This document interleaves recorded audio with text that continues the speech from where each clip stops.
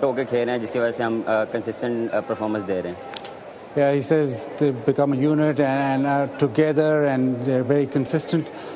آج جسے آپ نے ٹاس جیتا اور بیٹنگ کی جو مقصد تھا وہ اس میچ میں پورا ہوا آپ کا؟ جی بالکل. جس طرح ہمارا پلان تھا کہ ہم نے بیٹنگ کرنی ہے اور جس طرح ارلی آن تھوڑا سا پاور یوٹیلائز نہیں کر پائے, لیکن اس کے بعد جو پارٹنرشپ لگی میری اور حفیظ بھائی کی, اور حفیظ بھائی نے جس طرح ایک اننگس کھیلی, شارٹ اننگ کھیلی, اور اس کے بعد شعیب بھائی جس طرح انہوں نے فنش کیا اور جس طرح انہوں نے اپنا ایکسپیرینس شو کروایا اور جس کے لیے وہ جانے جاتے ہیں, انہوں نے آج آؤٹ اسٹینڈنگ اننگس کھیلی.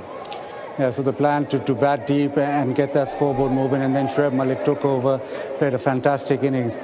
اب اگلا اب ظاہر ہے سیمی فائنل ہے, سارا فوکس جو ہے سیمی فائنل پہ ہوگا. کتنا فرق پڑتا ہے جب ایک ٹیم سارے میچ جیت کے سیمی فائنل کی طرف جاتی ہے, یا وہ ایک ناک آؤٹ میچ ہے, ایک ون آف میچ ہے؟